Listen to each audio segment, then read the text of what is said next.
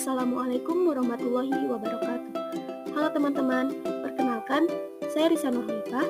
Di sini saya akan menjelaskan materi tentang metode pembelajaran diskusi kelompok kecil atau bisa disebut dengan buzz group. Langsung disimak saja ya.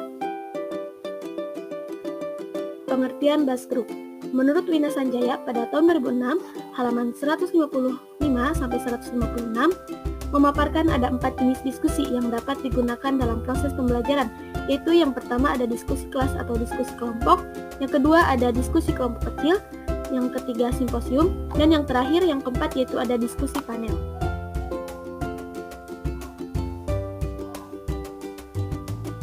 Langsung saja ke penjelasan yang pertama, yang tadi yaitu ada diskusi kelas atau diskusi kelompok. Diskusi kelas merupakan proses pemecahan masalah yang dilakukan oleh seluruh anggota kelas sebagai peserta diskusi. Nah, prosedurnya yang pertama yaitu guru membagi tugas dalam pelaksanaan diskusi, moderator, penulis, dan lain-lain. Kedua, sumber masalah memaparkan masalah yang harus dipecahkan selama 1015 menit. Kemudian yang ketiga, siswa diberikan kesempatan untuk menanggapi permasalahan setelah mendaftar pada moderator. Yang keempat, sumber masalah memberi tanggapan. Dan yang terakhir, yaitu moderator menyimpulkan hasil diskusi. Kemudian yang kedua ada diskusi kelompok kecil. Diskusi ini dilakukan dengan membagi siswa dalam kelompok-kelompok dengan anggota 3-5 orang. Nah, pelaksanaannya dimulai dengan guru menyajikan permasalahan secara umum, kemudian masalah tersebut dibagi-bagi ke dalam submasalah yang harus dipecahkan oleh setiap kelompok kecil.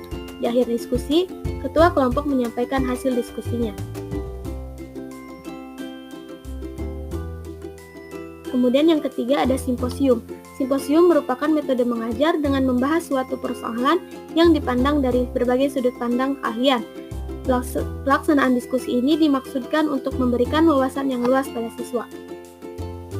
Setelah penyaji memberikan pandangannya tentang masalah yang dibahas, simposium ini diakhiri dengan membacakan kesimpulan hasil kerja tim perumus yang telah ditentukan sebelumnya. Kemudian yang terakhir yaitu ada diskusi panel. Diskusi panel adalah pembahasan masalah yang dilakukan oleh beberapa orang panelis yang terdiri dari 4-5 orang dari hadapan audiens.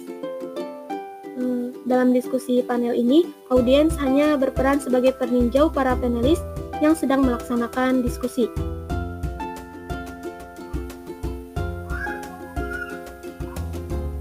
Selanjutnya, menurut Arens pada tahun 2008, halaman 95-96, menyatakan bahwa dengan penggunaan buzz group dapat meningkatkan partisipasi siswa. Nah, buzz group adalah diskusi kelompok dengan membagi anggota kelompok besar menjadi kelompok-kelompok kecil yang masing-masing terdiri dari 3-6 siswa untuk mendiskusikan topik atau pelajaran tertentu. Nah, tiap-tiap anggota kelompok menyampaikan ide-ide, lalu setelah beberapa menit, guru meminta sekretaris kelompok untuk merangkum pendapat utama yang diekspresikan dalam kelompok mereka dan mempresentasikannya pada kelompok besar.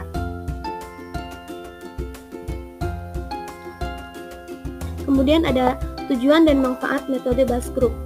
Yang pertama yaitu ada memupuk sikap toleransi, yaitu setiap siswa saling menghargai terhadap pendapat yang dikemukakan oleh setiap peserta didik.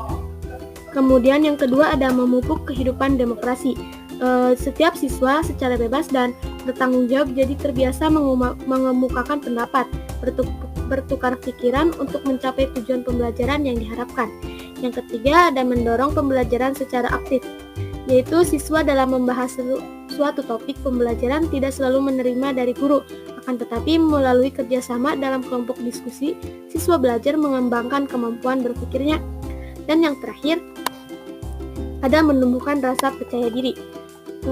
Dengan kebiasaan untuk berargumentasi yang dilakukan antar sesama teman dalam kelompok diskusi akan mendorong keberanian dan rasa percaya diri mengajukan pendapat maupun mencari solusi pemecahan.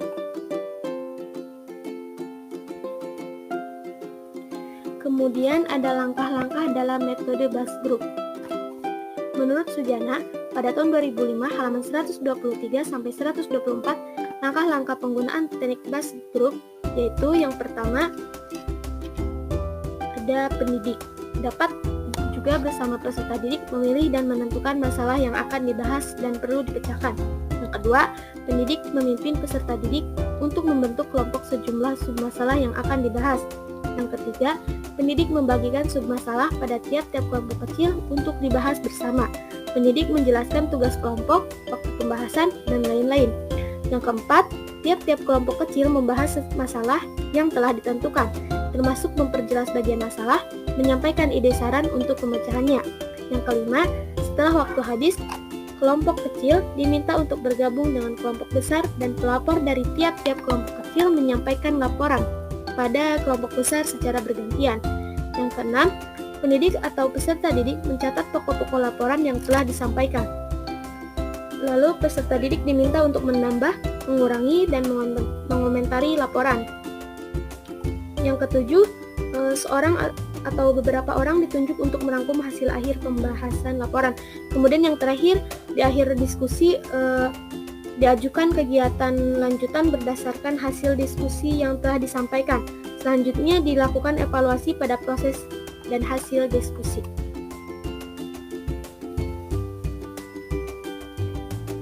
Selanjutnya ada keunggulan BAS Group. Yang pertama, dapat mengembangkan bakat kepemimpinan dan mengajarkan keterampilan diskusi, kemudian menciptakan suasana yang menyenangkan, menghemat waktu, dapat dipakai bersama metode lain, dan yang terakhir, memberi variasi pada proses belajar.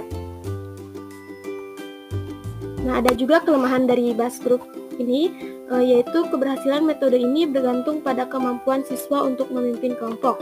Kemudian dibutuhkan waktu yang lebih banyak dalam persiapan, laporan mungkin tidak tersusun dengan baik, kemudian yang terakhir perlu belajar sebelumnya bila ingin mencapai hasil yang baik.